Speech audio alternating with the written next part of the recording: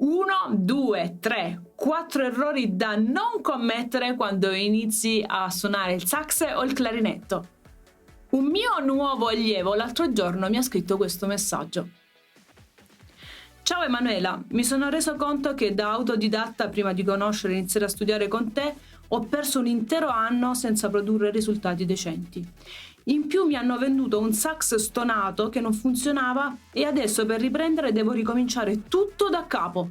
Forse potrebbe essere lo spunto per una tua pillola? Magari altre persone eviteranno di perdere tempo e soldi. Grazie Mattia. Eh sì, arrivo subito dopo l'intro.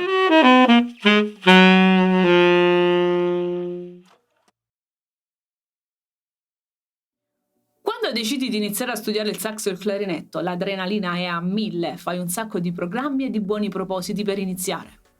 Ti fai qualche giro su internet per trovare informazioni, preso dall'entusiasmo vai a comprarti un sax o un clarinetto nuovo o usato e quando torni a casa ti vai a vedere qualche tutorial per cominciare a fare qualche suono. Sì, certo, ma non farlo, non farlo!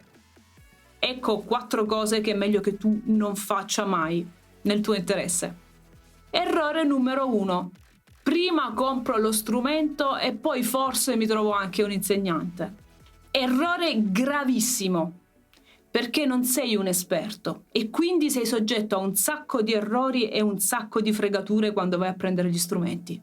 Una volta che hai speso 300-400 euro per comprare uno strumento e poi amaramente ti accorgi che hai fatto un cattivo acquisto perché magari lo strumento non funziona, non va bene, ha dei problemi di intonazione o 1000 altre cose, cosa fai? Ne dovrai comprare un altro da 400-500 euro e lì è un problema perché non potrai più tornare indietro e ti posso garantire che ti gireranno parecchio. Mossa dell'intelligente. Trovo un insegnante, mi faccio consigliare sull'acquisto non solo dello strumento, ma anche della imboccatura e del tipo di ancia, perché non tutto va bene per tutti. Quindi la mossa intelligente è trovo un insegnante, faccio delle lezioni e faccio un acquisto intelligente. Errore numero 2. Mi imposto da solo guardando qualche tutorial, tanto che ci vorrà zappata sui piedi, ma di quelle zappate pesanti, non con la zappetta da 2 kg, con la zappa da 10 kg. L'impostazione è una cosa molto seria. Credi davvero che chi studia sia un fesso? Mossa dell'intelligente. Trovo un insegnante per qualche mese, mi faccio impostare correttamente e se non posso fare lezione settimanalmente perché magari ho impegno o economicamente non me lo posso permettere, faccio delle lezioni una tantum. Ogni 15 giorni, ogni mese. Ma fatti seguire, perché ricordati che l'impostazione, una volta che ce l'hai, per andarla a correggere, spenderai il triplo di tempo e di soldi. E il suono di ti rimane, quindi occhio.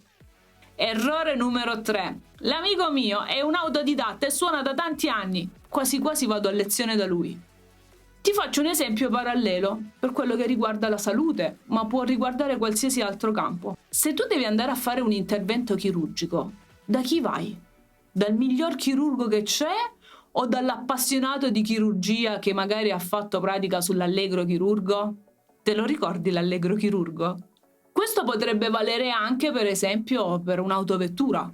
Che fai? Ti compri la macchina nuova e poi il primo tagliando lo fai fare dall'amico tuo che è appassionato di motori e nel box di casa sua ti smonta la coppa dell'olio per farti il cambio? La risposta mi sembra abbastanza ovvia. Suonare uno strumento musicale da tanti anni non è affatto una garanzia di conoscenza e di qualità didattica. Ci sono quelli che hanno studiato apposta in un conservatorio per 7 o 10 anni. Magari saranno più competenti dell'amico tuo, non pensi? Errore numero 4. Preferisco le lezioni in presenza, quelle online non mi ispirano tanta fiducia. Lavoro online da circa 6 anni e devo dire che ho avuto la fortuna di conoscere persone straordinarie da tutte le parti non solo d'Italia ma anche del mondo. Attualmente il bacino di paesi è di circa 13 paesi, da tutte le parti del mondo. Alcune volte mi è successo, soprattutto prima del Covid, che qualcuno ogni tanto mi scrivesse «Ah, ma io preferisco il contatto umano». Ma che significa?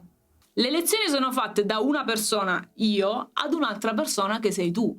Non è mica una piattaforma didattica dove c'è un video preregistrato che parla e tu non gli puoi fare neanche una domanda o interagire. Il contatto umano c'è e ci sarà sempre, perché è solamente il mezzo che cambia. Quando faccio lezione con i miei allievi sono sempre lezioni one to one, dove il contatto umano è al primo posto. Sempre. Io ho conosciuto persone straordinarie in questi anni e molte delle quali le ho incontrate anche personalmente qui nel mio studio di Bergamo durante l'estate o durante le vacanze. Quindi il contatto umano c'è. Nella piattaforma didattica non c'è un contatto umano. Perché? Perché è un video che parla e il video parla e basta. Online invece ti dirò che si lavora molto bene. Io ho preparato decine di ragazzi per le ammissioni in conservatorio, ho avuto molti miei colleghi che hanno fatto lezione con me perché volevano approfondire degli argomenti che riguardavano l'armonia, la composizione, il jazz e l'improvvisazione, e ho impostato da zero, ho seguito nelle prime fasi dello studio di sax e clarinetto tantissime persone che hanno avuto risultati eccellenti. A volte nelle mie piattaforme di Facebook e Instagram metto dei piccoli demo lezione dove ti faccio vedere un pochettino come lavoro e che cosa faccio durante le lezioni. Magari puoi sbirciare un attimo se ti va. E se ti va puoi leggere la testimonianza di decine e decine di persone che sia sulle piattaforme di Facebook nelle recensioni che di Google My Business e anche sul mio sito internet www.emanuelavitali.com ci raccontano un pochettino come è stato il percorso didattico, come è andata e come si sono trovati. Persone come te che hanno iniziato o hanno approfondito alcuni argomenti con me. E poi puoi mettere la bellezza di poter scegliere l'insegnante che ti piace a te, che lavora come piace a te, anche se si trova a migliaia di chilometri di distanza, è una cosa bellissima. Spero che questo contenuto possa esserti davvero utile, soprattutto se sei ancora indeciso su come procedere. Ti ricordo che sul mio sito internet www.emanuelavitali.com ci sono diversi articoli anche riguardanti il setup iniziale, che cosa ti serve per iniziare. È sempre auspicabile però trovare un insegnante che possa seguirti e possa farti fare le mosse giuste al tempo giusto. Molto spesso le persone comprano cose inutili o cose troppo costose per iniziare, che invece di aiutare rovinano l'impostazione. Quindi occhio, suona, divertiti, fai cose belle e non negarti questa gioia della vita. Non rinunciare ai tuoi sogni, alle tue ispirazioni, suona, divertiti e crea la tua musica.